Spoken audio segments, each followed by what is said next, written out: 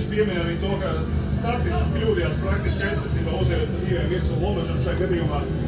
Taktiskā kļūda aizsardzībā nodot pie tāda brīvā tāltiņa, ko arī Marks Meijers realizēja. Nu arī mēs patiesībā pirmajā ceturtajā atceries uzgājām ar diviem virsmu un it kā nesadalījām aizsardzībā spēlēs, Loids palika pilnīgi nepiesaistīts. Tajā brīdī arī Loids Iekars realizējot savu trešo tāltienu, tagad arī redzējām atkārtojumā viņa ceturto tāltienu. Kā jau minēja, tad 14 gūtie punkti. Tie arī visi bija pirmajā ceturtajā, tad otrās spēles sākumā pagaidām klusēs. Mūba arī Loida rokās, Toņi Ikarto.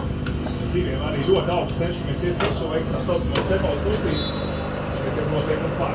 Latvijas Ilsē ticis miksats.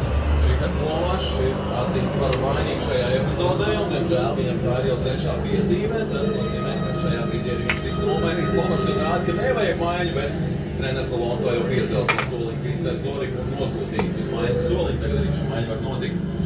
Nu, skaidrs, ka varbūt Rihardam pirmais spēles puslaiks pirmās 14 minūtes ne tās veiksmīgākās. Ceturtaļā arī nedaudz mēģināja ar emocijām uzvilkt un dabūja tehnisko piezīmi. Protams, šeit mēs varam tikai spekulēt arī to, vai varbūt tā nasta, ka viņš ir tagad kļūst par izlases kapteini.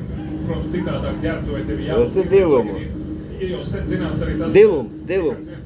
galvenajiem personāžiem ģērbtu vienmēr ir bijis pēdējos 5-6 gadus, kad viņš ir izlasēja. Bijis viens no pamata akmeņiem, tikmēr kļūdās arī Moļa ātrāk pārējā Latvijā. Es tagad uztaisīju to buksi uz šito gultni.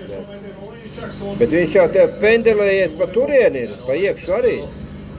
Nu, kaut kā tā, zin, es jau te savu darbu izdarīju. Tagad virpošu ārā, izvirpošu. Tad Stein?